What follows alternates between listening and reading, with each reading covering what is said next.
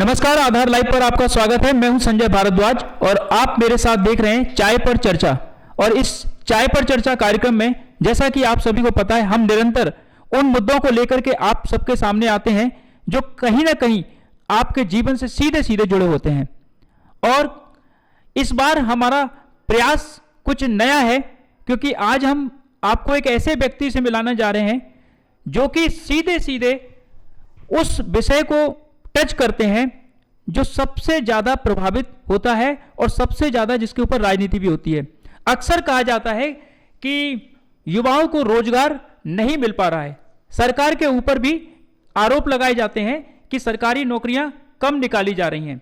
इसका एक जबरदस्त तोड़ शासन ने निकाला है मुख्यमंत्री सीखो कमाओ योजना के रूप में। मुख्यमंत्री सीखो कमाओ योजना एक ऐसी योजना है जो कि सीधे सीधे आपको रोजगार देती है, आपको पैसा देती है, आपको स्वावलंबी बनाती है। यह योजना क्या है, इस योजना की पूरी जानकारी आज हम आपको देने जा रहे हैं, क्योंकि हमारे साथ में ग्वालियर चंबल संभाग के नोडल प्रभारी भागीरथ अग्निहोत्री जी हैं जो हमें पूरी इस योजना की जानकारी देंगे। तो सबसे पहले मैं अपने इस मंच पर उनका स्वागत करता हूं। सर, आपका बहुत बहुत स्वागत है हमारे आधार लाइव पर। धन्यवाद। और इसके साथ साथ हमारे साथ इस योजना का लाभ पा रहे एक ऐसे संस्थान के ऑनर भी हैं जो कि मुख्यमंत्री सीखो कमाओ योजना में अपना संस्थान का पंजीयन करने के बाद उस योजना को कहीं ना कहीं अपने संस्थान में भी चला रहे हैं। तो हमारे साथ में आधार ग्रुप के डायरेक्टर दिलीप शर्मा जी हैं। मैं इस मंच पर उनका भी स्वागत करता हूं। बहुत बहुत धन्यवाद संजय जी। तो कार्यक्रम की शुरुआत करता हूं। सबसे पहले मैं अग्निहोत्री जी से जानना चाहूंगा कि सर, ये जो मुख्यमंत्री सीखो कमाओ योजना है, वास्तव में बहुत सारे लोगों को शायद इसकी जानकारी नहीं होगी। ये योजना है क्या, मतलब इसमें कौन से छात्र इसमें सम्मिलित हो सकते हैं, कैसे उनको रोजगार दिया जा सकता है, क्या उनकी पात्रता होती है? सबसे पहले मैं उन बेरोजगार बच्चों के लिए आपसे जानकारी लेना चाहूंगा। ये जो योजना है, ये सीधे तो इसको रोज़गार नहीं कह सकते हैं कि ये रोज़गार देने की योजना है, लेकिन रोज़गार के लिए ये प्रशिक्षण है एक प्रकार का। अगर इस योजना से में कोई विद्यार्थी इसको ज्वाइन करता है तो वह काम के साथ साथ कुछ चीज़ें सीखता है जिससे उसको रोज़गार मिलने की संभावना बढ़ जाती है। इसमें किसी भी प्रकार की जो औपचारिक शिक्षा होती है उसके बाद के जो युवा होते हैं और उन्हें अगर रोज़गार नहीं मिल रहा होता है तो उन्हें निजी संस्थानों में इस प्रकार का प्रशिक्षण प्रदान कराया जाता है। इसमें केवल 3 पात्रताएं होनी आवश्यक है किसी भी युवा में। वह मध्य प्रदेश का निवासी होना चाहिए, उसकी उम्र 18 से 29 वर्ष के मध्य होनी चाहिए और उसकी जो शिक्षा है वो 12वीं या ITI या इनसे उच्च क्वालिफिकेशन उसने पूरी करी हुई हो। आपका कहने का मतलब यह है कि अगर 10वीं क्लास का कोई छात्र है तो उसको इस योजना का पात्र ना समझा जाए? हाँ, केवल अगर उसने 10वीं पास किया हुआ है तो अभी वो इस योजना के लिए पात्र नहीं है। जब वो 12वीं परीक्षा उत्तीर्ण कर लेगा या ITI उत्तीर्ण कर लेगा या पॉलीटेक्निक उत्तीर्ण कर लेगा या इनसे कोई उच्च क्वालिफिकेशन वो प्राप्त कर लेता है तो वो इस योजना के लिए पात्र हो जाएगा। तो जैसा कि आपने बताया सर कि 10वीं करने के बाद भी ITI हो जाता है, तो किसी किसी ट्रेंड में 8वीं करने के बाद भी ITI हो जाता है, तो क्या उनको पात्रता रहेगी? हाँ, यदि उन्होंने ITI उत्तीर्ण कर लिया है तो वह इस योजना के लिए पात्र होगा। सर, इसमें कोई आरक्षण पद्धति भी रहती है या ये सभी के लिए है? नहीं, यह बिल्कुल पूरी तरह से इसमें जिसका सिलेक्शन होना है, जो इसमें प्रतिष्ठान पंजीकृत हैं, चयन उनको करना है। वो अपनी चयन करने के लिए जो भी क्राइटेरिया हैं उसको निर्धारित करने के लिए पूरी तरह से स्वतंत्र हैं। इसमें किसी भी तरह का कोई यह बाध्यता नहीं है कि जो सरकारी नियम है चयन करने के उन मानदंडों का पालन किया जाए। मतलब आपके कहने का मतलब जो मैं समझ पा रहा हूँ कि इसमें मजदूरी कार्ड या इसमें गरीबी कार्ड की कोई इसमें ज़रूरत नहीं है? नहीं, इसमें समग्र ID होना अनिवार्य है। अगर युवा मध्य प्रदेश का निवासी है तो उन सभी की एक समग्र ID बनी होती है, और अगर नहीं है तो वो एक छोटी सी प्रक्रिया करके उस समग्र ID प्राप्त कर सकते हैं और उसके बाद वह इस योजना में शामिल हो सकते हैं। सर, ये जो बच्चे जिनको प्रशिक्षण दिया जाता है संस्थानों में, प्राइवेट संस्थानें होती हैं या गवर्नमेंट के द्वारा संचालित संस्थाएं होती हैं? इसमें कुछ मध्य प्रदेश शासन के भी जो पीएसयूज़ हैं उनको विशेष अनुमति देकर के शामिल किया गया है। इसके अतिरिक्त सभी प्रतिष्ठान निजी प्रतिष्ठान हैं। तो सभी से मतलब सर, जैसे कि 3-4 तरह की संस्थाएं होती हैं। एक मैन्युफैक्चरिंग संस्थाएं होती हैं जो कि अपने यहाँ कुछ निर्माण करती हैं, कुछ सेवा प्रदाता संस्थाएं होती हैं जैसे कि सुरक्षा से जुड़ी हुई, या इवेंट तरह के शादी समारोह कुछ इस तरह के कार्यक्रम करते हैं। कुछ ऐसी संस्थाएं होती हैं जो कि बड़ी बड़ी फैक्ट्रियां वगैरह भी होती हैं। तो क्या आप बताएंगे कि इसमें सभी शामिल हैं या कुछ को छोड़ दिया गया है? प्रतिष्ठानों के लिए जो पात्रता मानदंड हैं उसमें केवल कुछ 2 क्राइटेरिया रखे गए हैं। वह जो प्रतिष्ठान, उसके पास में एक जीएसटी नंबर होना चाहिए। यह बेसिक क्वालिफिकेशन है उसकी। अगर जीएसटी नंबर है तो ही उस पोर्टल में उसका रजिस्ट्रेशन होता है और वो इस योजना में शामिल हो सकता है। और अगर उनके यहाँ पर कर्मचारियों की संख्या 20 या 20 से अधिक है तो उनके पास में ईपीएफ का भी नंबर होना चाहिए। अगर किसी प्रतिष्ठान के पास ईपीएफ का नंबर है और अगर वह ईपीएफ के लिए पात्र है, अन्यथा केवल जीएसटी नंबर ही सफिशिएंट है। सर थोड़ा सा बताएंगे कि जैसे कि किसी दुकान में अगर कोई यहाँ चला रहा है तो उसके यहाँ 4 या 5, 10 आदमी काम कर रहे हैं, तो इसमें कुछ मिनिमम मतलब क्वांटिटी या मतलब जो छात्र हैं उनकी संख्या हो सकती है, या फिर कितने भी लोग हों, 1 हो 2 हो तो भी चलेगा? और अगर कोई संस्था में कोई 2000 आदमी काम कर रहा है, 5000 आदमी काम कर रहा है तो उसको भी मिलेगा? और अगर मिलेगा तो फिर उसकी प्रतिशत क्या है, रेशो क्या है उसका? इस योजना में जो प्रशिक्षण प्रदान किया जाता है, इस आधार पर प्रशिक्षणार्थियों की संख्या निर्धारित की जाती है कि उनके यहाँ पर पहले से कितने लोग कार्यरत हैं, कितने लोग मिलकर के किसी एक प्रशिक्षणार्थी को प्रशिक्षण दे सकते हैं। इसका रेशियो निर्धारित किया गया है 15%। अगर किसी प्रतिष्ठान में 4 या 4 से अधिक लोग कार्यरत हैं तो इस योजना में वो एक प्रशिक्षणार्थी रख करके शुरू कर सकते हैं। और जैसे जैसे अगर उनके यहाँ पर ये संख्या बढ़ती जाती है तो उनके यहाँ कार्यरत जो बल है, उस कार्यबल है, उसके 15% की संख्या में वो लोग प्रशिक्षणार्थी रख सकते हैं। मतलब कहने का मतलब यह है, अगर 1000 व्यक्ति काम करते हैं कि संस्था में तो 150 लोगों को वो इस योजना की पात्रता में ला सकते हैं। बिल्कुल। तो ये सर जो संस्था है जो अपने यहाँ पर कर्मचारियों को रखती है, और इसमें दूसरी चीज हो गई सरकार। तो इसमें सरकार का और उस संस्था का क्या मतलब एग्रीमेंट होता है, और अगर एग्रीमेंट होता है तो उसमें क्या क्या चीज़ें लगती हैं? क्योंकि ये बहुत बड़ा महत्वपूर्ण विषय है, आप हमें बताने जा रहे हैं। बहुत सारे लोगों को शायद जानकारी नहीं होगी, बहुत छोटी छोटी संस्थाएं भी काम करती हैं, उनके यहाँ भी लोग काम करते हैं, उनको इस चीज़ की जानकारी नहीं होगी। तो थोड़ा सा उनको बताना चाहेंगे कि वो इस योजना का कैसे फ़ायदा उठा सकते हैं। ऐसा कोई प्रतिष्ठान जिसके पास जीएसटी नंबर है, उसके यहाँ कार्यबल 4 से अधिक है, वो लोग इस योजना में ऑनलाइन पंजीयन कर सकते हैं।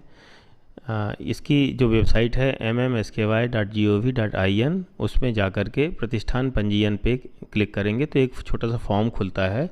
उस फॉर्म में जब वो जीएसटी का नंबर डालते हैं तो पूरी जानकारी उसमें जीएसटी से उसमें ऑटो फिल हो जाती है फॉर्म में। कुछ जानकारियाँ शेष रह जाती हैं, उन जानकारियों को भर करके और वो अपना एक आईडी क्रिएट कर सकते हैं, और उसके बाद उस आईडी और पासवर्ड के माध्यम से अपने यहाँ की वैकेंसीज़, जॉब लोकेशंस वो क्रिएट कर सकते हैं। और उसके विरुद्ध जो पोर्टल पे युवा आवेदक पंजीकृत हैं वो लोग उसमें आवेदन कर सकते हैं। और उस पोर्टल में जो आवेदन प्राप्त होते हैं उनमें से ही कुछ जो उनके आवश्यकता के अनुसार जो आवेदक हैं उनका चयन करके उनको अपने यहाँ पर वो ज्वाइन करा सकते हैं। ज्वाइन कराने के लिए पोर्टल के माध्यम से ही एक ऑफ़र जनरेट किया जाता है जो प्रतिष्ठान द्वारा आवेदक को भेजा जाता है। वह एक कॉन्ट्रैक्ट के रूप में होता है जिसमें नियम व शर्तें पहले से निर्धारित होती हैं। अगर आवेदक उस कॉन्ट्रैक्ट को एक्सेप्ट कर लेता है तो वह कॉन्ट्रैक्ट अप्रूवल के लिए हर डिस्ट्रिक्ट के जो डिस्ट्रिक्ट अथॉरिटीज़ हैं उनके पास में ऑनलाइन ही जाता है, और अथॉरिटीज़ उसके जानकारियों को एक बार देख करके उसको अप्रूव कर देती हैं। और अथॉरिटी के द्वारा अप्रूव करते ही वह कॉन्ट्रैक्ट एक्सिस्ट हो जाता है, और जो आवेदक है वह ट्रेनीज़ उस प्रतिष्ठान में ट्रेनीज़ बन जाता है, और अगले दिन से वह कार्य पर प्रशिक्षण प्रारंभ कर देता है। सर हमने देखा सरकारी कामों में कई बार ऐसा होता है कि बहुत चक्कर लगाने पड़ते हैं, क्योंकि आपने बताया कि इसको ऑनलाइन आप मतलब फॉर्म जमा कर सकते हैं। तो क्या ये इतना इजी है कि कोई भी सामान्य सा व्यक्ति अगर अपनी संस्था चला रहा है और वो अपने यहाँ पर कुछ कर्मचारी को रखना चाहता है तो बहुत ईजी तरीके से इसको ऑनलाइन अप्लाई करके और उसका लाभ ले सकता है, या कुछ टाइम लगता है? और अगर टाइम लगता है तो कितने टाइम में ये चीज़ हो जाती है? सामान्यतः तो अगर जिस भी दिन कॉन्ट्रैक्ट आवेदक के द्वारा स्वीकार किया जाता है तो उसके 2 या 3 दिन के अंदर अंदर वह कॉन्ट्रैक्ट अप्रूव हो जाता है। यदि कोई शासकीय अवकाश के दिन होते हैं तो उनमें 1 या 2 दिन अधिक लग सकते हैं, अन्यथा यह तो सर इसमें ऑनलाइन करने के बाद क्या मैन्युअली भी कागज वगैरह जमा होते हैं कुछ? नहीं, इस पूरी प्रक्रिया में कोई भी किसी भी मैनुअल कागज़ की ना तो पंजीयन के समय ज़रूरत है, ना तो कॉन्ट्रैक्ट जनरेट करते समय कोई ज़रूरत है, और ना ही प्रशिक्षण को प्रारंभ करने के बाद, और ना ही प्रशिक्षण को प्रारंभ करने के बाद जो भुगतान की जो प्रक्रिया है उस किसी में भी कहीं पर भी एक भी कागज़ देने की इसमें आवश्यकता नहीं है। सर इसमें मैं ये पूछना चाह रहा था आपसे कि आपने बताया कि जो आवेदक है उसने फॉर्म भर दिया, तो जो आपके पोर्टल पर जो जिन बच्चों ने आवेदन किए हुए हैं उनको जॉब मिलेगी। क्या जिस संस्था में लोग काम करते हैं उन्हीं को वहीं की वहीं जॉब मिल जाती है, या फिर जो आवेदक आपके यहाँ पर, दोनों बच्चे भी आपके यहाँ पर आवेदन कर रहे हैं और संस्थाएं भी आपके यहाँ आवेदन कर रही हैं, फिर आप डिसाइड करते हैं कि किसको कहाँ जॉब देना है? क्या पहले से आवेदक हैं वो अपनी अभिरुचि के अनुसार अपने अभिरुचि के क्षेत्र में जो जिस तरह की वैकेंसीज निकली होती हैं उसके आधार पर वो आवेदन करते हैं, और उस आवेदन के आधार पर यदि उनका चयन होता है तो उन्हें उस तरह का प्रस्ताव प्रतिष्ठान के द्वारा प्राप्त होता है। लेकिन यदि प्रतिष्ठान कुछ ऐसे आवेदकों को में से सेलेक्ट करता है जिन्होंने आवेदन नहीं किया है तो उस तरह की भी प्रक्रिया की जा सकती है। किंतु जो लोग पहले से कहीं भी कार्यरत हैं, यह योजना उन लोगों के लिए नहीं है। यह योजना केवल उन लोगों के लिए है जिन्होंने अभी कहीं पर भी कार्य करना या रोजगार करना प्रारंभ नहीं किया है। अगर किसी भी आवेदक ने कहीं पर रोजगार करना प्रारंभ कर दिया है, यह उन लोगों के लिए योजना नहीं है। जिन लोगों को रोजगार मिलने में अभी तक समस्या हो रही है या किसी कारणों से उनको रोजगार नहीं मिला है, उन लोगों को सपोर्ट करने के लिए ये योजना शुरू की गई है। सर इसमें क्या रेशो रहता है? सरकार कितना पैसा देती है और जो कंपनी है उसको कितना पैसा देना पड़ता है? और जो पैसा दिया जाता है ये जो लाभार्थी है उसके खाते में डायरेक्ट जाता है या संस्था देती है? इसमें जो कोर्स के अनुसार, कोर्स की जो निर्धारित योग्यता है उसके आधार पर स्टाइपेंड की राशि निर्धारित की गई है। उस निर्धारित राशि का 25% प्रतिष्ठान को देना होता है और 75% राशि शासन द्वारा दी जाती है। 25% राशि उसके खाते में, ट्रेनिस के खाते में प्रतिष्ठान द्वारा जमा करी जाती है। जब प्रतिष्ठान द्वारा वह राशि जमा कर दी जाती है तो शासन के द्वारा शेष राशि जमा करके और डायरेक्ट बेनिफिट ट्रांसफ़र के द्वारा पूरी राशि प्रशिक्षणार्थी के खाते में ट्रांसफ़र की जाती है। सर ऐसे थोड़ा सा मेरे को बताएंगे कि मान के चलिए मैंने अपनी संस्था में कुछ 10 लोगों को काम दिया, और अगर मेरे यहाँ काम करने वाले लोगों को उनको वेतन भी चाहिए, ठीक है, मैंने उनको बोला कि 10,000 रुपये मैं सैलरी दे रहा हूँ आपको, और उसमें से आपने बोला कि 75% सरकार देगी। अब सरकार जब देगी जब मैं 25% जमा कर दूंगा। कई बार ऐसा भी होता है कि संस्था को पूरा पैसा जमा करना पड़ेगा, क्योंकि अगर जो काम करने वाला है उसको अगर सरकार लेट करेगी तो वो तो पैसे मांगेगा अपने, नहीं तो काम पर नहीं आएगा। तो ऐसी कंडीशन में वो संस्था क्या करेगी?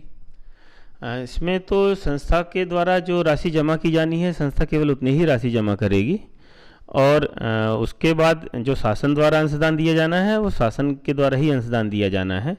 अगर जो काम करने वाला प्रशिक्षणार्थी है और प्रतिष्ठान है, अगर वो आपसी समन्वय से करके कुछ समय के लिए कुछ अगर राशि देते हैं तो ये उनके स्तर में वो कार्यवाही होगी। इसमें शासन के अंशदान आने तक के लिए आवेदक को इंतज़ार करना होगा। आवेदक को इंतजार करना होगा। सर इसमें एक छोटी सी मतलब कठिनाई है कि कोई गरीब व्यक्ति है, कहीं किसी संस्था में काम करता है, और संस्था के मालिक ने सोचा कि चलो अभी इसको सरकार से पैसा आने में थोड़ा टाइम लग रहा है, विलम्ब हो रहा है, तो चलो जैसे कि आपने बताया कि वो मतलब दे सकता है, लेकिन वो मतलब उसमें नियम में नहीं है कहीं, लेकिन वो दे देता है, और बाद में उसके खाते में जो पैसा जाएगा लाभार्थी के में, और वो मना कर दे नहीं साहब हमें तो मिला ही नहीं, आपने दिया ही नहीं, तो फिर ऐसी कंडीशन में उस संस्था के पास कोई कानूनी विकल्प भी बचते हैं क्या? इसमें अभी योजना अपनी प्रारंभिक अवस्था में जब शुरू हुई थी तो उस समय कुछ प्रक्रियाओं में कभी कुछ दिनों का विलंब हो जाता था, लेकिन अब नियमित रूप से भुगतान किया जा रहा है, तो अब इस तरह की कोई समस्या आगे होने की संभावना नहीं है। सर इसमें जो लाभार्थी है उसको मतलब कितना पैसा निर्धारित किया गया है? क्या उसकी कोई न्यूनतम सीमा है, उच्चतम सीमा है? मतलब वेतन कितना मिलेगा किसी व्यक्ति को? कोई संस्था अगर ये कह दे कि मैं तो 20,000 रुपये मतलब दे रहा हूँ अपने यहाँ काम करने वाले को, तो ऐसा कुछ मापदंड भी रखा गया है? या फिर है ना कोई जो सैलरी संस्था बता देगी वही सरकार को 2575 का मापदंड है बस? इसमें जो स्टाइपेंड की राशि है वह न्यूनतम निर्धारित की गई है, और निर्धारित करने का जो मापदंड रखा गया है वो है जिस पाठ्यक्रम के लिए न्यूनतम योग्यता है उसके अनुसार निर्धारित की गई है। अगर वह कोर्स विस्तार से बताएंगे कि मतलब 12वीं वाले को क्या मिल रहा है, ग्रेजुएशन वाले को नहीं, क्या मिल रहा है, कोई ग्रेजुएशन वाले को? नहीं, कैंडिडेट किसी भी योग्यता का हो सकता है जो 12वीं से उच्च हो योग्यता हो, लेकिन जो पाठ्यक्रम है उसकी आवश्यकता के किस योग्यता की आवश्यकता है, यदि वह पाठ्यक्रम 12वीं उत्तीर्ण के लिए निर्धारित किया गया है और उसे उच्च योग्यता वाला भी अगर उसमें आवेदन करता है और उस कोर्स को करना चाहता है तो उसे 12वीं के लिए जो निर्धारित स्टाइपेंड है वह राशि 8,000 रुपये है। उसके लिए वह न्यूनतम राशि 8,000 रुपये होगी। यदि वह इसने ITI किया हुआ है तो यह राशि 8500 रुपये है। यदि उसने पॉलीटेक्निक किया हुआ है तो यह राशि 9,000 रुपये है। और यदि वह कोर्स ग्रेजुएट के लिए है तो यह राशि 10,000 रुपये है। 8,000 से 10,000 रुपये तक की राशि यह राशि निर्धारित की गई है। इससे ज़्यादा संस्था देती है तो लेकिन यदि संस्था इससे ज़्यादा राशि देना चाहती है तो जब वह वैकेंसी क्रिएट कर रही होती है पोर्टल में, तो वह कितना राशि दे सकती है यह उसको पोर्टल में उसी समय डिक्लेयर करना होता है। तो अगर इससे ज़्यादा राशि वह देना चाहती है तो ज़्यादा राशि देने के लिए संस्था स्वतंत्र है, किंतु शासन के द्वारा जो अंशदान दिया जाएगा वह निर्धारित है। तो सर जैसे मान के चलिए आपने कहा कि निर्धारित है, वो निर्धारित 75% की सीमा क्या है? जैसे होता है ना कि हमारी सरकार किसी पीएम को पैसा देती है तो उन्होंने निर्धारित कर रखा है कि आपका बजट चाहे 4 करोड़ हो चाहे 20 करोड़ हो, हम आपको 2 करोड़ या 3 करोड़ देंगे। तो ऐसा कुछ लास्ट स्टेज भी बना रखा है? या फिर किसी ने बोला कि हमने 40,000 रुपये हम अपने कर्मचारी को दे रहे हैं, 10,000 उसने दे दिया, 30,000 सरकार से बोल रहे हैं कि आप दो, तो देगी सरकार? नहीं, शासन के द्वारा जो दिया जाने वाली अंशदान है वह जो निर्धारित स्टाइपेंड है उसका ही 75% दिया जाएगा। जो अधिक राशि है उसका पूर्णतः भुगतान प्रतिष्ठान द्वारा किया जाएगा। पूरा सरकार प्रतिष्ठान द्वारा ही किया जाना है। सर अभी नोडल अधिकारी हैं आप, ग्वालियर चंबल संभाग पूरा आप देखते हैं, क्या कुछ आपको मतलब ऐसी कुछ समस्याएं आई आपके सामने अभ्यर्थी के द्वारा या संस्थाओं के द्वारा जो आपको लगता है कि आप कुछ शेयर करना चाहते हो, ताकि जब वो आपके नई संस्थाएं आए तो उनको वो परेशानियां ना झेलनी पड़े? नहीं, कुछ पोर्टल को कैसे संचालित करना है इस संबंध में कुछ लोगों के द्वारा कुछ सवाल किए जाते रहे हैं, तो हम लोगों ने अलग अलग कैंपेनिंग करके, मीटिंग्स करके, ग्रुप्स में भी और 1-to-1 भी उन लोगों को ये जानकारी दिया। यूजर मैनुअल के माध्यम से भी उनको ये जानकारी दी गई कि किस प्रकार से पंजीयन करना है, किस प्रकार से वैकेंसीज़ बनानी है, वैकेंसीज़ में कौन से कोर्स को सेलेक्ट करना है और उसमें आवेदन आने के बाद में प्रक्रिया को किस तरह से करना है। इस संबंध में कई बार संचालन में, पोर्टल के संचालन में कभी कभी कुछ लोगों को दिक्कतें हुई हैं जो कि उनको बाद में एक बार बताने पर ही उनकी समस्या दूर। क्या आप इसके लिए कोई सेमिनार वगैरह भी लगाते हैं, खास करके युवाओं को रोजगार देने के लिए, जैसे जो प्रशिक्षण देने के लिए जो योजना है, तो उसके लिए जानकारी कैसे पहुंचाते हैं आप युवाओं तक और कैसे पहुंचाते हैं संस्थाओं तक? इसमें जो लोग भी पंजीकृत आवेदक हैं, जो पंजीकृत प्रतिष्ठान हैं, जब भी हम इसमें किसी प्रकार की नई सुविधा पोर्टल में जोड़ते हैं तो सभी प्रतिष्ठानों के संपर्क सूत्र, जो ईमेल आईडी और उनके मोबाइल नंबर हम लोगों के पास में रहते हैं, तो उसको हम अलग अलग वेबिनार्स के माध्यम से उनको ज्वाइन कराते हैं और वेबकास्ट करा करके उस संबंध में पूरी जानकारी दी जाती है और उनके द्वारा जो प्रश्न पूछे जाते हैं उसकी भी जानकारी दी जाती है। तो इस प्रकार से अगर किसी एक प्रतिष्ठान द्वारा एक प्रकार का प्रश्न पूछा जाता है तो अगर उसमें सभी लोग ज्वाइन कर रहे होते हैं तो उन लोगों को भी वह जानकारी मिल जाती है।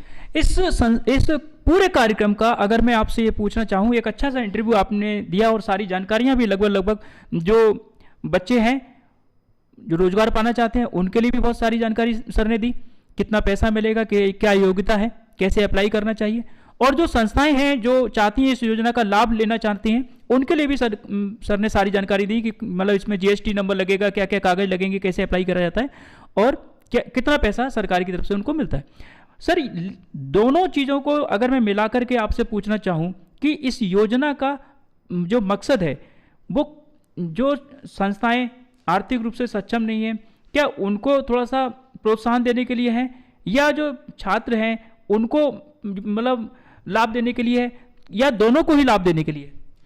नहीं, ये योजना तो इस प्रकार की योजना है जिसमें सभी के जो लक्ष्य हैं, सरकार के, प्रतिष्ठानों के और जो आवेदक के, उनके लक्ष्य प्राप्ति करने में आसानी हो। यह योजना उन सभी लोगों को, उन सभी पक्षकारों को मदद करती है। जैसे कि जो हमारा बेरोजगार युवा है, उसको अगर वह इस प्रकार का किसी भी प्रतिष्ठान में प्रशिक्षण प्राप्त करते हैं तो उनकी कार्यशैली में बदलाव होता है, उनके आचरण व्यवहार में बदलाव होता है, उनके काम करने के तौर तरीके में भी बदलाव होता है। साथ साथ वो उस काम से संबंधित कौशल भी सीखते हैं।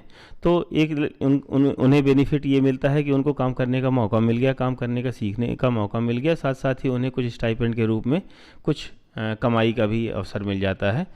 और इसी समय जो प्रतिष्ठान हैं, उन प्रतिष्ठानों को भी कई बार ऐसा होता है कि उनको कार्य करने के लिए कुशल कार्यबल की जिस प्रकार की आवश्यकता होती है उस प्रकार के युवा मिल ही नहीं पाते हैं, इसलिए उनका भी काम प्रभावित होता रहता है।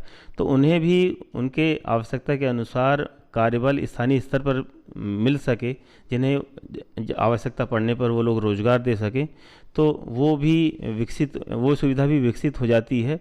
और अभी भी उनके पास काम करने के लिए, चूँकि नया प्रशिक्षणार्थी आएगा, कुछ काम करेगा, कुछ गलतियां भी करेगा, तो इसलिए उनको उतनी, चूँकि राशि वेतन के रूप में जो किसी अगर वो नए एम्प्लॉई को रखते उसमें जितना देना पड़ता उससे कुछ कम देना पड़ेगा। तो इससे उन्हें भी मदद मिल जाती है कि वो लोग भी कुछ दिनों तक उसको प्रशिक्षण दे पा रहे होते हैं, और उसमें जो नुकसान हो रहा होता है उसकी भी उन्हें उतनी चिंता करने की आवश्यकता नहीं होती है। और जो शासन का एक उद्देश्य होता है कि स्थानीय स्तर पर रोजगार, जो प्रतिष्ठान चल रहे हैं वो भी अधिक सक्षम बन सकें, अधिक लोगों को रोजगार दे सकने में सक्षम हो सकें, और जो हमारे युवा हैं उनको भी रोजगार मिल सके, या वो लोग स्वरोजगार कर पाने में भी सक्षम हो। तो सरकार की भी इन उद्देश्यों की पूर्ति इस योजना के माध्यम से हो जाती है। बिल्कुल। तो आपने मतलब बताया कि तीनों ही मतलब जो लोग हैं उनको इससे फायदा है, कहीं ना कहीं सरकार को भी फायदा है, संस्थाओं को भी और विद्यार्थियों को भी। बस मेरा दो प्रश्न और हैं आपसे। एक तो ये कि सर, ये जो योजना है ये प्रशिक्षण की योजना है, रोजगार की नहीं है, जैसा कि आपने अभी क्लियर भी किया। तो सर, ये प्रशिक्षण कितने समय का है, और इसके बाद वो जो अभ्यर्थी है वो क्या करेगा सर, सीखने के बाद क्या करेगा? दूसरी बात, जो संस्था है, क्या उसके लिए भी ये योजना चलती रहेगी कि भाई एक को सिखा दिया फिर हम दूसरे को भर्ती कर ले? क्या उसके लिए भी ये योजना चलती रहेगी, या फिर उसको फिर बाद में फिर वही 30-40 हज़ार का आदमी अपने यहाँ पर रखना पड़ेगा? जो हमारा प्रशिक्षणार्थी था जिसने प्रशिक्षण प्राप्त कर लिया, तो प्रशिक्षण करने से पहले और प्रशिक्षण प्राप्त करने के बाद, एक्चुअली जब कभी भी निजी प्रतिष्ठानों में कोई युवा बेरोजगार आवेदन करता है तो उससे पहला सवाल ये पूछा जाता है कि आपके पास में अनुभव क्या है, कार्य का कोई अनुभव है क्या? तो अभी तक उसके पास में इसका जवाब ना होता था। इस प्रशिक्षण के बाद उसका जवाब हाँ में हो जाएगा। तो इस ना और हाँ के बीच की जो एक उपलब्धि है वह उसके साथ में होगी, तो उसके रोज़गार प्राप्त करने की संभावनाएं बढ़ जाएंगी। क्योंकि उसने किसी प्रतिष्ठान में, ऐसे प्रतिष्ठान में 1 साल तक लगभग काम किया है, जहां पर कुछ इस प्रकार की गतिविधियां होती थी जिस प्रकार का उसने पढ़ाई करी थी, लेकिन उसने प्रायोगिक अनुभव नहीं प्राप्त किया था। तो अब उसके भी आत्मविश्वास के स्तर में वृद्धि हो चुकी होगी। तो यदि वह चाहता है तो अपना स्वयं का भी व्यवसाय स्थापित कर सकता है। और जिस प्रकार के प्रतिष्ठान में उसने प्रशिक्षण प्राप्त किया है, उस प्रकार के जो अन्य प्रतिष्ठान हैं वहाँ पर भी वह आवेदन दे करके वहाँ पर भी रोजगार प्राप्त करने की उसकी संभावनाएं बढ़ जाएंगी। सर, मैंने ये भी आपसे जानना चाहा था कि कितने समय का है ये प्रशिक्षण? ये सामान्यतः इसमें 1 वर्ष का प्रशिक्षण का अवधि है। कुछ कोर्सेज 6 महीने के भी हैं। और जो संस्थाओं को काम दिया गया है, क्या उनके यहाँ पर ये लगातार चलता रहेगा? हाँ, जो प्रतिष्ठान पंजीकृत हैं, जैसे ही उनके यहाँ का पहला बैच कोर्स इस प्रशिक्षण को पूर्ण कर लेता है, तो उसके बाद वह अगले प्रशिक्षणार्थी को रख सकते हैं। बहुत सारी जानकारी अग्निहोत्री जी ने दी, और अब हम थोड़ा सा चलना चाहेंगे। हमारे एक और अतिथि यहाँ पर बैठे हुए हैं, दिलीप शर्मा जी, जो कि सीधे सीधे इस योजना का लाभ ले रहे हैं, और आधार ग्रुप के नाम से उनकी एक संस्था है जिसके वो डायरेक्टर हैं। तो हम उनसे बात करेंगे। दिलीप जी, अभी अग्निहोत्री जी ने जैसे अभी आपके सामने सारी बातें बताई, क्या ये बात सही है कि एक संस्था के लिए इतना ही इजी है जितना इजी इन्होंने बताया आवेदन करना? बिल्कुल, एक संस्था के लिए मुख्यमंत्री सीखो कमाओ योजना में आवेदन करना बहुत ही आसान है और बहुत ही सरल और पारदर्शी प्रक्रिया शासन के द्वारा इसमें रखी गई है। आप थोड़ा सा बताएंगे कि इस योजना की जानकारी आपको कैसे लगी? मैं इस योजना को जब शासन के द्वारा लागू किया गया था, तब शासन के द्वारा व्यापक प्रचार प्रसार भी किया गया। साथ ही हमारे ग्वालियर नोडल के माध्यम से, ग्वालियर कलेक्ट्रेट के माध्यम से समय समय पर सेमिनार किए गए, वेबिनार्स किए गए। उन सेमिनार्स के माध्यम से हमारे पास इसकी जानकारी आई और हम लोगों को इसमें रजिस्टर्ड करने के लिए हमारे ग्वालियर नोडल ने काफ़ी मदद की, जिसकी बात से हम लोगों ने इसमें अपने अभ्यर्थियों को लेना शुरू किया और उनको ट्रेनिंग दी जा रही है और वो बहुत अच्छे से कार्य कर रहे हैं। आपने कहा कि ट्रेनिंग दी जा रही है, बहुत अच्छे से कार्य कर रहे हैं। जो ऑनलाइन आवेदन की प्रक्रिया सर ने बताई थी, जब ऑनलाइन आपने आवेदन किया तो 2 से 3 दिन, 4 दिन, कितने दिन में आपका रजिस्ट्रेशन हो गया था? ऑनलाइन प्रक्रिया ये 2 से 3-4 दिन तो बहुत बड़ी बात बता रहे हैं आप। ये मतलब अगर आपके पास आपके दस्तावेज आपको मालूम, दस्तावेज से मेरा उद्देश्य है आपको आपका जीएसटी नंबर मालूम है, तो इस प्रक्रिया को आप 1 घंटे के अंदर बड़े आराम से पूर्ण कर सकते हैं और आप आवेदन प्राप्त कर सकते हैं।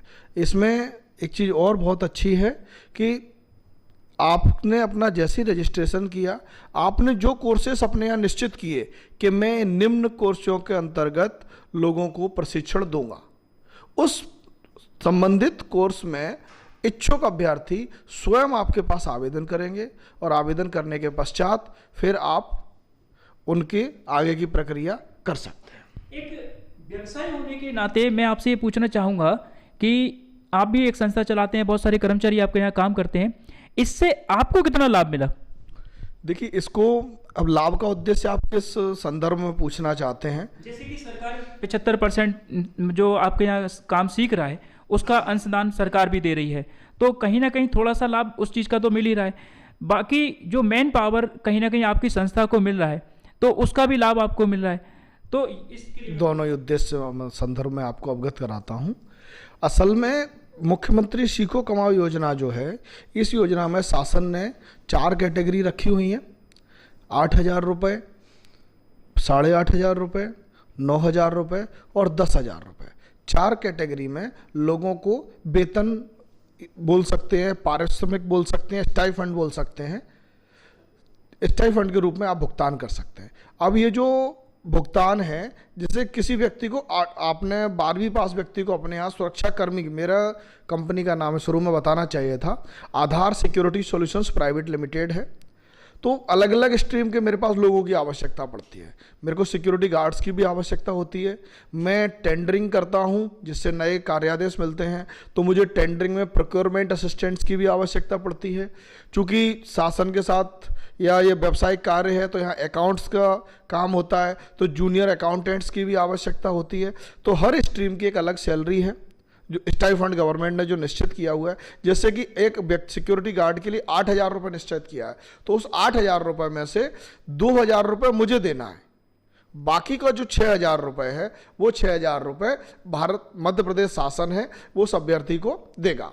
इसी तरह से अगर मैंने एक अपने यहाँ अकाउंट असिस्टेंट को मैं ट्रेनिंग के रूप में रखता हूँ कि मेरे पास एक सीनियर अकाउंटेंट है, पर उनके छोटे काम करने के लिए और उस व्यक्ति को सीखना है कि अकाउंटिंग होती क्या है।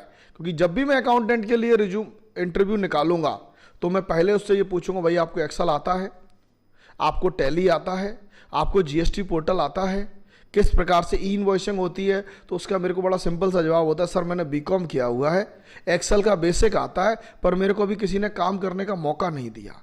भाई जब अब मैं उसको सिखाऊं, उसको सिखाने में, ये सारी चीज़ें करने में 6 महीने से लेकर 1 साल तक का समय लगता है। इस दौरान मेरे ऊपर एक ये लोड नहीं है कि मैं व्यक्ति को सिखा भी रहा हूँ और एक 10,000 रुपये महीने की उसको राशि भी दे रहा हूँ। यहाँ शासन ने मेरी मदद की कि मेरे को उसको सिर्फ 2,500 रुपये का 25% राशि का भुगतान करना है, जबकि 7,500 रुपये का भुगतान उसको मध्य प्रदेश शासन करेगा। इसी तरह से अगर सिक्योरिटी गार्ड है तो उसके लिए उसको 8,000 रुपये देने हैं, 2,000 रुपये का भुगतान मुझे करना है, और 75% राशि 6,000 रुपये का भुगतान मध्य प्रदेश शासन एक साथ करेगा। तो फाइनेंशियल निश्चित रूप से, आर्थिक रूप से फाइनेंशियली संस्थाओं को सपोर्ट हुआ है और साथ ही साथ मेन फोर्स भी लोगों को प्राप्त हुआ है। एक चीज मैं थोड़ा सा पूछना चाहूंगा, चूंकि आपने सिक्योरिटी गार्ड वाली बात बताई, जैसे कि अगर आपकी संस्था में कोई अकाउंट का काम कर रहा है या ड्राइवर है या और कोई काम कर रहा है जो कि आपके संस्था के इन हाउस काम कर रहा है, तो उसको आप जो सैलरी दे रहे हैं उसमें तो 75% सरकार दे रही है, लेकिन जैसे कि आपने बताया कि सिक्योरिटी गार्ड को भी सरकार कहीं कहीं पैसे शायद दे रही है, ठीक है। तो उसमें जहां जिस संस्था में हम सिक्योरिटी गार्ड लगा रहे हैं, ठीक है, आपने 2,000 रुपये सिक्योरिटी गार्ड को दे दिए, 6,000 रुपये सरकार ने दे दिए, सिक्योरिटी गार्ड के पास पूरा पैसा पहुंच गया, लेकिन जो संस्था पैसा देगी वो पैसा सरकार के पास जाएगा या आपकी संस्था के पास आएगा, किसके पास आता है वो पैसा? इसको मैं आपको स्पष्ट करना चाहूँगा, सरकार के द्वारा इस तरह की प्रक्रिया नहीं रखी गई है। हम को ये मुख्यमंत्री सीखो कमाओ योजना के अंतर्गत लोगों को प्रशिक्षण देने की अनुमति है, हमको उनके माध्यम से लाभ अर्जन करने की अनुमति नहीं है। इसके संबंध में यह प्रश्न आज आपने किया है, और इस प्रश्न को जब ये योजना की शुरुआत हुई थी तो ग्वालियर गालब सभागार में एक, सर को आपको याद होगा, आपने कार्यक्रम रखा हुआ था, उसमें कलेक्टर महोदय, ग्वालियर नगर निगम कमिश्नर महोदय भी सभी उपस्थित थे। तब यह प्रश्न हमारे द्वारा पूछा गया था। हम उस सिक्योरिटी गार्ड को सिर्फ ट्रेनिंग के रूप में रख सकते हैं, उस सिक्योरिटी गार्ड को हम वहाँ ड्यूटी पर भेज करके, ड्यूटी दिखा करके सामने वाली संस्था से भुगतान प्राप्त करके लाभार्जन नहीं कर सकते। मेरे अभी दिमाग में आया मैंने कि आप सिक्योरिटी चला रहे हैं, इसलिए मैंने पूछा आपसे। ये आपने एक स्पष्ट कर दी बात, बहुत अच्छा है। देखिए, इसमें जो इस योजना का जो कारण लाभ है, मैंने सिक्योरिटी गार्ड को इसलिए जिक्र किया क्योंकि मेरी कंपनी का जो प्रमुख जो प्रोडक्ट है मुख्य वो सिक्योरिटी गार्ड है, हाउसकीपिंग है। मैं उसको गार्ड की ट्रेनिंग दे सकता हूं। मैं उसको गार्ड का काम करने के लिए किसी संस्था में लगा करके पैसे नहीं कमा सकता हूं, या मैं उसको इस तरह से काम कर सकता। अपने हमारे पास मध्य प्रदेश शासन से मान्यता प्राप्त स्वयं का निजी सुरक्षा एजेंसी प्रशिक्षण संस्थान भी है। अगर उसको हमको गार्ड को जब लाइव ट्रेनिंग देनी होती किस तरह से गेट पर काम हो रहा है, उस ट्रेनिंग के दौरान हम किसी फैक्ट्री के, किसी रेसिडेंशियल सोसाइटी के गेट पर साथ में जो हमारे 10 गार्ड लगे हुए हैं, उन गार्डों के साथ उस गार्ड को भेजते हैं। वो वहाँ रहता है ड्यूटी टाइमिंग के दौरान और कार्य को समझता है, परंतु उस व्यक्ति का हम कोई भी हाजिरी वहाँ के उस हाजिरी रजिस्टर में नहीं लगाते हैं जिसका भुगतान सामने वाली संस्था को, मेरी संस्था को करना है। अच्छा, इसमें थोड़ा सा बताएंगे कि ये जो कर्मचारी आपने रखे हैं जी, तो इनके अटेंडेंट का क्या प्रक्रिया रहती है? हाँ। इसमें गवर्नमेंट का भी हस्तक्षेप रहता जी। है या सिर्फ आप अटेंडेंट बना के भेज देते हो? नहीं, ये मैंने जैसे शुरू में एक बात की, सरकार की योजनाएं तो बहुत सारी बहुत अच्छी होती हैं, पर इन योजनाओं में योजना मुझे विशेष पसंद आई। ये योजना क्यों पसंद आई? क्योंकि ये बहुत ही सरल और बहुत ही पारदर्शी योजना है। शुरुआती दौर में सभी प्रशिक्षणार्थियों की जो ट्रेनीज रहते थे उनकी हाजिरी हम लोग अपने रजिस्टर के माध्यम से लगाते रहे थे।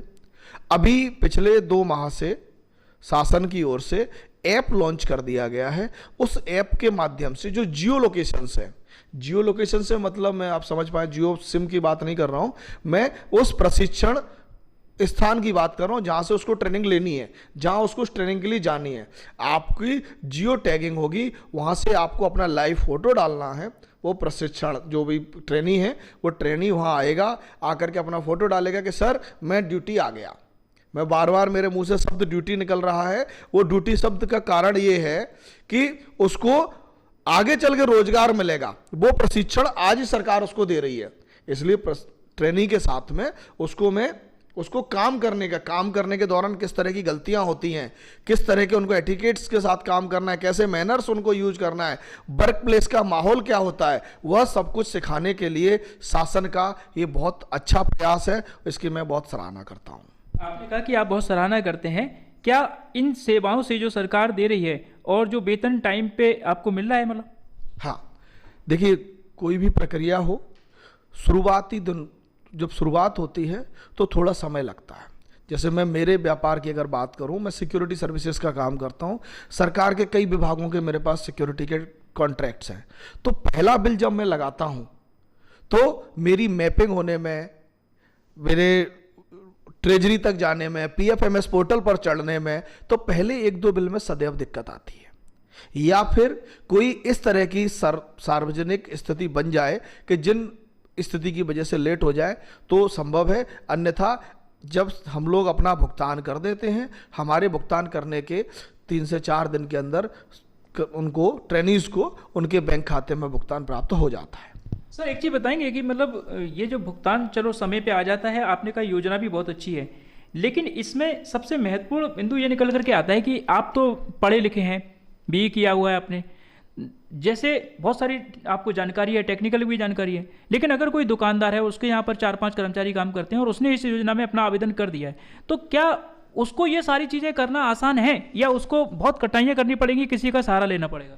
देखिए, इसके लिए जैसा अभी थोड़ी देर पहले सर ने स्पष्ट किया था और मैं पुनः स्पष्ट करता हूँ आपको, कोई दुकानदार को उसको शामिल होने के लिए, अगर वो सच में सिर्फ दुकानदार है, मेरी बात को आप समझिएगा, दुकानदार है या दुकानदार के बाद वो शोरूम है या शोरूम के अगला स्वरूप वो मैन्युफैक्चरिंग यूनिट है, अगर वो सिर्फ दुकानदार है तो उसके यहाँ पर 2 से 3 कर्मचारी होंगे, तो वो इसके अंदर लागू, मतलब इस योजना का लाभ ले नहीं सकता है, क्योंकि उसके पास कर्मचारियों की संख्या, हाँ, न्यूनतम इसमें कर्मचारी संख्या मेरी जानकारी मुताबिक सर 4 है और जीएसटी होना चाहिए, क्योंकि मैं उस माध्यम से नहीं गया हूं। मैं इस स्कीम को 2 तरह से शासन ने लिया है। एक लिया है कि न्यूनतम कर्मचारी संख्या 4 होगी तब आप एक व्यक्ति रख सकते हैं, और दूसरा इसका माध्यम रखा हुआ है कि आप ईपीएफ में आपके द्वारा जो ईपीएफ भरा जा रहा है, उस ईपीएफ की संख्या जो कि आपका अगस्त या जून, मैं थोड़ा सा भूल रहा हूं, इसमें एक समय रखा था, उस समय तक जो पीएफ के कर्मचारियों का आप पीएफ भर रहे थे, उतने का 15% आप अपने कर्मचारी अपने यहाँ पर नौकरी पर या ट्रेनी के रूप में, सर ने भी 15% बताया। तो उस समय जब मैंने इसमें रजिस्टर्ड किया था, तब लगभग मेरे को शासन की ओर से 120 या 130 कर्मचारी रखने के लिए मेरे को पात्रता थी। यदि आज की देखा जाए तो लगभग मुझे 150 से ज़्यादा कर्मचारी रखने की मेरे ईपीएफ के अनुसार मुझे पात्रता है। 150 कर्मचारी रखने की पात्रता है, पर अभी तक आपने कितने कर्मचारियों को प्रशिक्षण दिया है? अभी तक लगभग मेरे यहाँ पर 24 के आसपास कर्मचारियों ने प्रशिक्षण के लिए आवेदन किया। इन 24 कर्मचारियों में से 3 कर्मचारी ऐसे रहे कि जिन्होंने मेरी संस्था को ज्वाइन ही नहीं किया। एक दिन आए थे, आकर के देखा, उनको समझ नहीं आया तो उन्होंने कार्य प्रारंभ नहीं किया। 3 के बाद में उनका पेमेंट मिलता है क्या? जो लोग आवेदन कर देते हैं पर आते नहीं? नहीं, आवेदन करेंगे, बड़ा सिंपल सा सिस्टम है।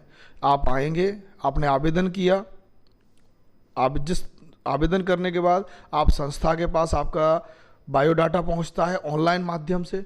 उस बायोडाटा को देखने के बाद, मैं आपको अगर शुरू से लूं तो पूरी प्रक्रिया इस तरह से भी समझा सकता हूं कि एक संस्थान है और एक कर्मचारी है। इस संस्थान ने अपने आप को रजिस्टर्ड कर दिया कि मैं आपको सिक्योरिटी गार्ड्स की ट्रेनिंग दूंगा, मैं आपको हाउसकीपिंग की ट्रेनिंग दूंगा, मैं आपको अकाउंटेंट की ट्रेनिंग दूंगा। इस तरह से मैंने अपने 4 कोर्सेज बनाए जिनके लिए मैं अपने आप को पात्र मानता हूं। इसी प्रकार के 4 कर्मचारी, 4 बच्चे हैं जो प्रशिक्षण प्राप्त करना चाहते हैं कि मुझे सिक्योरिटी गार्ड बनना है, क्योंकि मैं 12वीं तक पढ़ा लिखा हूं, मेरे पास आगे योग्यता नहीं है। एक दूसरा लड़का है जो अपने आप को सोचता है कि मेरे को अकाउंट फील्ड में अपना भविष्य बनाना है, उसने बीकॉम कर रखा है, तो वो मेरे यहाँ आवेदन कर सकता है। जब वो मेरे यहाँ पर आवेदन करेगा, आवेदन करने के बाद में मैं उसको अपने यहाँ पर, इसी और भी कई सारे लोग आवेदन कर रहे होंगे, मैं उनको सॉफ्टवेयर में ही सिस्टम दिया हुआ है पोर्टल पर कि आप इनको शॉर्टलिस्ट कीजिए, शॉर्टलिस्ट करके इनको इंटरव्यू के लिए बुलाइए। वो कर्मचारी आपके यहाँ आएगा, अपना इंटरव्यू देगा। इंटरव्यू देने के बाद आपका निर्णय रहेगा कि आपको उसको अपने लिए रखना है या नहीं रखना है। इसमें शासन का किसी प्रकार से कोई हस्तक्षेप नहीं है। ये इस योजना की सबसे सुंदर बात है कि आपके ऊपर कोई भी सरकार का प्रेशर नहीं है कि आपको इसको रखना ही पड़ेगा। आपने इसको इंटरव्यू के लिए बुला लिया, हमको नहीं ठीक लगा, हमें तरीका नहीं समझ में आया, अब उस समय कर्मचारी ने बोल दिया कि हाँ सर मैं राजी हूं, फिर हम अपनी ओर से उसको ऑफर भेजते हैं, वो ऑफर को एक्सेप्ट करता है। हम और कर्मचारी दोनों ही अपनी अपनी ओर से अपने आधार कार्ड से जो एक ऑनलाइन कॉन्ट्रैक्ट बनाया हुआ है शासन के द्वारा, उस कॉन्ट्रैक्ट को साइन करते हैं। जब हम दोनों लोग उस कॉन्ट्रैक्ट को साइन कर देते हैं, उसके बाद वो हमारा जो भी उस क्षेत्र के अधिकारी होते हैं उनके पास पहुंचता है ऑनलाइन माध्यम से। वो फिर उस कॉन्टैक्ट को नोडल ऑफिसर, जो अभी वर्ड है सर के, नोडल ऑफिसर के पास पहुंचेगा तो नोडल ऑफिसर उसको पूरे दस्तावेज संस्था के और कर्मचारी के देखने के पश्चात, जैसा कि सर ने बताया है, हम तो ये समझते हैं कि वो अप्रूव कर देते हैं। अब वो अभी पता चला सर से कि पूरी तरह से हमारे दस्तावेजों का सर के द्वारा अध्ययन किया जाता है, उसके बाद उसको अप्रूव किया जाता है। जब उसको अप्रूव किया जाता है, अगली स्टेप आती है कि वो काम पर आया तो हमको तुरंत अपने पोर्टल पर ये जाकर के प्रदर्शित और क्लिक करना होता है कि कर्मचारी के द्वारा, ट्रेनिंग के द्वारा ज्वाइन कर लिया गया। अभी वो आया, आकर के उसने ज्वाइन किया और ज्वाइन करके कार्य प्रारंभ किया। अगर किसी व्यक्ति के द्वारा 5 से कम, मेरे को जैसा सर सही याद है, 5 से कम ड्यूटी अगर वो करता है तो उस स्थिति में उसको संस्थान के द्वारा, सॉरी मैं क्षमा चाहूंगा, इसमें 12 से कम यदि कोई कर्मचारी ड्यूटी करता है, उस स्थिति में उसको संस्था या शासन किसी की ओर से किसी भी भुगतान का कोई प्रावधान नहीं है। तो कुल मिलाकर के इस योजना का आप लाभ ले रहे हैं और आप इस योजना से पूरी तरह संतुष्ट हैं? जी, मैं इस योजना से पूरी तरह संतुष्ट हूं। और ऐसे व्यक्ति जो ईपीएफ भर रहे हैं, जो जीएसटी में रजिस्टर्ड हैं, उन सभी के लिए ये योजना वरदान साबित हो सकती है। यदि इसको सही दिशा में उनके द्वारा कार्य किया जाए तो उनको उनकी आवश्यक मैन पावर भी इसके माध्यम से मिलेगी। जिस कर्मचारी को आज मैं ट्रेनिंग के रूप में 10,000 रुपए खर्च करके खुद रखूं, फिर उसको सिखाऊं और 6 महीने बाद उसकी ये गारंटी नहीं है कि वो रुकेगा या किसी दूसरी संस्था में 20,000 रुपए में चला जाएगा, मेरा समय और पैसा दोनों खराब है। ऐसी स्थिति में सरकार हमारी मदद कर रही है। उस एग्रीमेंट के माध्यम से उसको दोनों के बीच में दोनों को जोड़ा हुआ है कि भाई आप एक दूसरे को छोड़ करके बिना शासन को सूचना दिए जा भी नहीं सकते हैं। ये तो है ही, लेकिन इसमें साथ में एक चीज और बस आपसे मैं अंतिम पूछूंगा कि अगर प्रशिक्षण के दौरान आपको लगता है कि कोई व्यक्ति, कोई बच्चा बहुत अच्छा काम कर रहा है, तो क्या आप अपनी संस्था में उसको फिर रोजगार भी देंगे? हाँ, ये बहुत अच्छी चीज है। कोई व्यक्ति, अगर कई बार ऐसी स्थितियां बनती हैं कि वो उसने काम करना शुरू किया, 4 महीने 5 महीने उसने काम किया और काम करने के दौरान उसने उस चीज़ को जो इसको जनरल आदमी 1 साल में सीख पाता है, उसने 4 महीने में सीख लिया, तो उसको मानदेय बढ़ाने में किसी प्रकार की कोई समस्या नहीं है और उसको अपने संस्थान में डायरेक्ट लेने की भी कोई समस्या नहीं। इसके लिए भी शासन ने अपने पोर्टल पर एक व्यवस्था रखी है कि यदि आप कोई कर्मचारी बीच में छोड़ करके जाता है तो उसकी जानकारी देनी होती है। यदि आपको उसने डायरेक्ट अपने पास रख लिया है तो उसकी भी पोर्टल पर जानकारी जाती है। यदि कोई अभ्यर्थी जो बीकॉम किया हुआ था, उसने ट्रेनिंग लेना शुरू कर दिया अकाउंट की, अब वो बोलता है नहीं मुझे अकाउंट अब एमए करना है, एमकॉम करना है, एमबीए करना है, तो वो उच्च शिक्षा के लिए भी जा सकता है। इसके लिए भी शासन ने बहुत अच्छे प्रावधान रखे हैं। अच्छी तरीके से अभी दिलीप जी ने पूरी योजना की जानकारी जो ले रहे हैं वो लाभ उसका बताया और बहुत सारे लोग हैं इस पूरे इंटरव्यू के दौरान, इस सार्थक चर्चा के दौरान उनको बहुत कुछ सीखने को मिल रहा होगा। 2-3 चीजें छूट गई थी, सर से पूछना चाहूंगा कि सर जो प्रशिक्षणार्थी हैं किसी संस्था में प्रशिक्षण लेने जाते हैं तो अगर कोई बाहर से आता है, मान के चलिए डबरा से आता है, भितरवार से आता है, आसपास के, चूंकि आपके पास पूरा अंचल है और ग्वालियर में आकर के ट्रेनिंग लेता है, तो क्या उसके आने जाने का पैसा, क्या या अगर वो यहाँ रहता है तो उसके ठहरने का, आवास का कोई भत्ता, या जो प्रशिक्षण ले रहा है सुबह से लेकर शाम तक का तो उसके भोजन का कोई भत्ता, ऐसा भी कोई प्रावधान सरकार की तरफ से है या इस योजना में ये सब चीजें नहीं है? इसमें जो शासन की तरफ से अंशदान दिया जाता है, पूर्णतः जो निर्धारित स्टाइपेंड है उसका 75% राशि दी जाती है। कुछ प्रतिष्ठानों द्वारा यदि उनके यहाँ पर सुविधा उपलब्ध है तो भोजन इत्यादि की सुविधा, आने जाने की सुविधा, अगर उनके यहाँ स्टाफ के लिए कोई बस चल रही है तो जो सुविधा वो अन्य कर्मचारियों को दे रहे होते हैं वो प्रशिक्षणार्थियों को भी दे देते हैं। लेकिन इसके लिए किसी भी प्रतिष्ठान के लिए कोई बाध्यता नहीं निर्धारित की गई है। अगर यदि वे अपनी स्वेच्छा से, अपनी सुविधा से कोई भी सुविधा देना चाहते हैं तो उसके लिए इस योजना में कोई शासन की तरफ से कोई रोक भी नहीं है। लेकिन शासन की तरफ से जो अंशदान दिया जाना है वह पूर्णतः निर्धारित है। जो उस पाठ्यक्रम के लिए जो शैक्षणिक योग्यता है उसके लिए अनुसार जो स्टाइपेंड निर्धारित है उसका 75% राशि शासन के द्वारा दिया जाना है। मतलब राशि के अलावा और कोई सुविधा नहीं है। दूसरा प्रश्न मेरा ये है कि ये जो प्रशिक्षण 1 साल का आपने बताया, जो छात्र लेता है या जो भी रोजगार पाना चाहता है वो सीखता है आकर के, जो कि सीखो कमाओ योजना है, क्या उसके बाद कोई सरकार की तरफ से प्रमाण पत्र भी दिया जाता है इस योजना के बाद कि आपने 1 साल का ट्रेनिंग लिया है? तो वो प्रमाण पत्र संस्था देगी या संस्था देगी लेकिन सरकार की भी उसमें एक सील मोहर लगी होगी?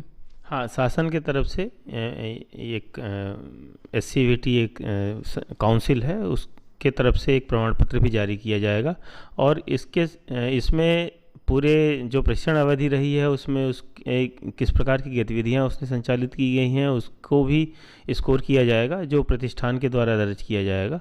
और एक फॉर्मल असेसमेंट भी होगा जिसमें कि उसके द्वारा क्या क्या चीज़ें सीखी गई हैं इसके संबंध में भी इसका आकलन करते हुए उसको स्कोर किया जाएगा और एक सर्टिफिकेट जारी किया जाएगा।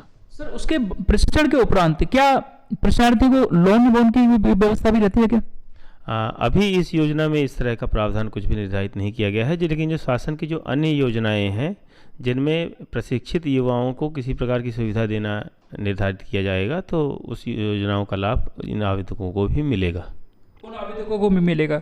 सर, क्या कहना चाहेंगे हमारे उन लोगों से जो इस इंटरव्यू को देख रहे हैं और खास करके वो लोग जो घर पे बैठे हुए हैं, पढ़े लिखे हैं, बेरोजगार हैं, एक अच्छे रोजगार की तलाश कर रहे हैं लेकिन उनको अनुभव नहीं है, कोई कार्य का प्रशिक्षण नहीं है, तो उनसे क्या कहना चाहेंगे? कई बार इन युवाओं को कुछ रोजगार के अवसर भी मिलते हैं लेकिन वो स्थानीय स्तर का न होने के कारण कि कहीं दूसरे शहर में जाना है, इन परिस्थितियों के कारण भी कई बार आवेदक नहीं जा पाते हैं। उनकी क्योंकि मैं कुछ अपने संस्थान के लिए प्लेसमेंट की भी एक्टिविटीज़ कराता हूँ तो काउंसलिंग्स में ये पता चलता है कि बच्चे अपने घर से बाहर जाना नहीं चाहते हैं और जाना नहीं चाहते हैं इसलिए उनको यहाँ पर उतने रोज़गार के अवसर नहीं मिल पाते हैं और नहीं मिल पाए इसलिए उनको कोई कार्य का अनुभव नहीं मिल पाया। कुछ दिनों बाद वो अपने जो क्वालिफ़िकेशन प्राप्त करी है उसमें और कोई काम न कर पाने के कारण एक गैप भी बन गया है, तो उस कारण से उनमें उतनी योग्यता नहीं विकसित हो पाती है जिसके कारण उनकी रोज़गार की संभावनाएं सीमित रह जाती हैं। तो एक बार अगर वो इस योजना के माध्यम से स्थानीय स्तर पर भी अगर कोई अवसर मिल रहा हो जहाँ पर कुछ कम स्टाइपेंड भी अगर मिल रहा है तो अगर इस योजना को वो ज्वाइन करते हैं तो जो राशि मिल रही है वो तो एक चीज़ हो गई है लेकिन जो सीखने का अवसर मिल रहा है, काम करने का सीखने का अवसर मिल रहा है बिना अपने किसी खर्चे के और साथ साथ में कुछ आय भी हो रही है, तो इसको ज़रूर इसको ज्वाइन करें। और क्योंकि इसमें जिस सेक्टर में आपने क्वालिफ़िकेशन प्राप्त करी है उस सेक्टर के जब आप काम करना शुरू करेंगे तो सेक्टर के लोगों से मिलना, परिचय होना शुरू होगा और अन्य क्या क्या अवसर इसके बाद मिल सकते हैं इनकी भी जानकारियाँ वास्तविक रूप से मिलना शुरू हो जाएगी। तो उसके बाद आप और निर्णय ले सकेंगे और आप में भी क्षमता भी विकसित हो जाएगी, तो उसके कारण आपको थोड़ा और जो अभी अवसर मिल रहे होंगे उससे बेहतर अवसर मिलने शुरू हो जाएंगे। इसलिए इस योजना का लाभ लेकर के अवश्य अगर स्थानीय स्तर पर भी आप लोगों को किसी प्रकार के अवसर मिलता है तो ज़रूर ज्वाइन करें। सर, बस अंतिम प्रश्न है मेरा, इसके बाद ये इंटरव्यू में दिलीप सर से एक क्वेश्चन करूंगा और समाप्त कर दूंगा। आपसे मेरा अंतिम प्रश्न ये है कि जी, मेरा अंतिम प्रश्न सर ये है, जैसा कि सीखो कमाओ योजना है, सिखाने के लिए अभी दिलीप सर ने बताया बहुत अच्छे तरीके से कि हम सिक्योरिटी कंपनी चलाते हैं। जब मैंने उनसे पूछा कि आप सिक्योरिटी अगर कहीं लगा देते हैं तो वहाँ से आपको पैसा मिलेगा, वो पैसा किसके पास जाएगा, उन्होंने कहा कि नहीं, वो हम नहीं कर सकते, हम सिर्फ सिखाने के लिए हैं। मुझे एक चीज़ समझ में नहीं आ रही कि जब हम अपनी संस्था के अंदर इन हाउस किसी व्यक्ति को रखते हैं तब भी तो हम उसको काम करा रहे हैं, तो जब वो बाहर जाकर के काम कर रहा है सिक्योरिटी का काम तो सीखेगा कैसे जब वहाँ सिक्योरिटी करेगा, तो वो वहाँ पर नियम लागू नहीं होता काम करने वाला, और इन हाउस भी तो वो काम ही कर रहा है। तो ये कैसे तय किया जाता है, मापदंड क्या है इसका? इसमें एक्चुअली मापदंड ये है कि अगर हमारा किसी के साथ में कोई कर्मचारियों को भेजने का, तो उनकी कुछ जिम्मेदारियां होती हैं वहाँ पर। अब उन कर्मचारियों के स्थान पर हम वहाँ पर प्रशिक्षणार्थी अगर भेज देंगे तो वो जो गलतियां करेंगे वहाँ पर, तो कुछ पर रिस्क थोड़ी ज़्यादा होती है। जैसे कोई हेल्थ के काम रिलेटेड काम है या सिक्योरिटीज़ इशू हैं कहीं पर, वहाँ पर डिप्लॉय कर दिया, तो जो उसके अनुभव की कमी के कारण जो नुकसान हो रहा है उसकी क्षतिपूर्ति तो शासन के द्वारा की जा रही है, लेकिन अगर इन लोगों के द्वारा कोई इस प्रकार की गलतियां अगर हुई ट्रेनिज के माध्यम से जिसके कारण कहीं पर किसी की सुरक्षा प्रभावित होती हो, तो वो क्षतिपूर्ति करने की स्थिति में ना तो सरकार होगी और ना ही वो एजेंसी होगी। और चूंकि उन्होंने जो काम दिया है, उस एजेंसी को काम दिया है कुछ कर्मचारियों को भेजने के लिए और सुरक्षा को सुनिश्चित करने के लिए, अगर उसमें कोई कमी रह जाती है तो वो जो काम उनको मिला है उसमें कमी रह जाएगी और उसकी पूर्ति नहीं हो पाएगी। इसलिए जहाँ पर अगर सुरक्षा के लिए, सिक्योरिटी गार्ड के लिए अगर किसी ने कोई इनको काम दिया है तो वहाँ पर ट्रेनिज को भेजेंगे तो वो काम प्रभावित होगा और वो जो उसकी शर्त होगी, वो जो कॉन्ट्रैक्ट की शर्त होगी वो बाधित हो जाएगी। अभी बहुत सारी सिक्योरिटी कंपनियां भी इस योजना का लाभ ले रही होंगी, क्या सब लोग है ना इसी ईमानदारी से काम कर रहे हैं या फिर कहीं पर कुछ लोग मतलब गार्ड भेज देते हैं, लगा देते हैं, वहां से ही पेमेंट ले लेते हैं और सरकार से भी ले रहे हैं? नहीं, वो जब भी कॉन्ट्रैक्ट इशू होता है इस्टेब्लिशमेंट्स की तरफ से और वो कॉन्ट्रैक्ट पहुंचता है कैंडिडेट के पास में, और उसको अप्रूव करने से पहले हम लोग यह देखते हैं कि जिस पाठ्यक्रम के लिए यह कॉन्ट्रैक्ट हुआ है वह उसकी सुविधाएं वहाँ पर हैं, उस प्रतिष्ठान में उसकी सुविधाएं हैं या नहीं हैं। यदि कोई इस प्रकार का प्रतिष्ठान कि उसके यहाँ बिजनेस किसी अन्य प्रकार का होता है और उसने गलती से भी या जाने या अनजाने किसी अन्य प्रकार का कोर्स स्वीकार कर लिया है, उसको आवेदक ने स्वीकार भी कर लिया है, तो उसको भी हम अप्रूव नहीं करते हैं। और अगर इस प्रकार का भी कोई कोर्स है जो कि वास्तविक रूप से संभव नहीं है, उसको भी हम लोग स्वीकार नहीं करते हैं और संबंधित प्रतिष्ठान को भी अवगत कराते हैं कि आप इसमें करेक्शन करके अन्य पाठ्यक्रम को चयन कर लीजिए जिसकी आपको आवश्यकता हो और इसमें किसी प्रकार की अन्य कोई कॉम्प्लिकेशंस, आगे फ्यूचर कॉम्प्लिकेशंस ना डेवलप हों। और आवेदक को भी ये अवगत कराते हैं कि वो किस प्रकार के कोर्सेज को सेलेक्ट करके और किस प्रकार के प्रतिष्ठान को सेलेक्ट करके। सिर्फ अवगत कराते हैं या कार्रवाई भी करते हैं अगर कुछ गलती होगी तो? नहीं, अगर हमने उसको रिजेक्ट ही कर दिया है तो उसमें कार्यवाही की तो आवश्यकता नहीं है। और इस योजना में सुविधाएं देने के लिए है, किसी को दंडित करने के लिए नहीं है। तो पहले हम उनको गलतियां ही नहीं करने देते हैं कि कोई इस प्रकार की मॉनिटरिंग भी करते रहते हैं। हाँ, कोई इस प्रकार की अप्रिय स्थिति ना हो, इसके लिए हम लोग जी जी। मुख्यमंत्री सीखो कमाओ योजना में आपको भाग लेना चाहिए, इस योजना का लाभ लेना चाहिए, कैसे लेना चाहिए, ये सारी जानकारियां अग्निहोत्री जी ने दी हैं। अब हम दिलीप जी से बस एक अंतिम प्रश्न करेंगे कि दिलीप जी आप क्या कहना चाहेंगे, क्योंकि आप लाभ ले रहे हैं और आप जैसे बहुत सारे साथी हैं आपके जो व्यवसायी हैं, छोटा छोटा और बड़ा बड़ा व्यवसाय भी करते हैं, उनको आप क्या अपील करना चाहेंगे, क्या कहना चाहेंगे? मैं मेरे सभी व्यवसायी साथियों से सिर्फ इतना कहना चाहूँगा कि यदि आप GST रजिस्टर्ड हैं और आप EPF भर रहे हैं तो निश्चित ही अपने क्षेत्र के 19 साल से लेकर 29 साल की उम्र के युवा मैन फोर्स बहुत ही कम लोगों को मिल पाती है, उसका उपयोग करें, उनको अपने संस्थान में ट्रेनी के रूप में रजिस्टर्ड करें और उनको काम सिखाएं और वो आपको आपके संस्थान का काम करने में भी अत्यधिक मदद करेंगे। उनकी मदद से आप अपनी संस्थान को और आगे बढ़ा सकते हैं। इसलिए मेरा आप सभी को यही सलाह है कि मुख्यमंत्री सीखो कमाओ योजना में ज़्यादा से ज़्यादा भाग लें और आप भी लाभ पाएं और ट्रेनीज को भी अधिक से अधिक लाभ दें। ट्रेनिंग को भी लाभ दें और आप भी लाभ पाएं। दोनों ही हमारे अतिथियों ने बहुत ही सटीक और बहुत ही सार्थक जानकारी हमारे दर्शकों को दी है। अब मैं बस दर्शकों से अपील करना चाहूँगा कि आधार लाइव पर ये जो जानकारी आज आपको घर बैठे मिल रही है, उस जानकारी को सिर्फ अपने तक ना रखें, उस जानकारी को अपने आसपास के ऐसे युवाओं तक भेजें जो कि रोजगार की तलाश में है, एक प्रशिक्षण की तलाश में है। यदि आप एक संस्था चलाते हैं तो दूसरी संस्था के अपने साथियों को इस जानकारी को भेजें, हमारे वीडियो को थोड़ा सा शेयर कर दें, हमारे चैनल को सब्सक्राइब कर दें, हमारी खबर को लाइक कर दें, ताकि ये खबर बहुत लोगों के जीवन को संवार सके। हमारा प्रयास भी कुछ ऐसा ही है कि हम अपने आधार लाइव के मंच के माध्यम से आपको कुछ ऐसी ऐसी जानकारियां, ऐसी ऐसी खबरों से रूबरू कराते रहें जो आपके जीवन में कहीं ना कहीं एक आर्थिक लाभ लेकर के आए, सामाजिक लाभ लेकर के आए और आपको समाज में एक ऊंचा सर करके जीने के लिए प्रेरित करते रहे। आधार लाइव पर बस इतना ही। चाय पर चर्चा में फिर मिलेंगे आपसे कुछ नए लोगों के साथ। तब तक के लिए धन्यवाद। जय हिंद, जय भारत।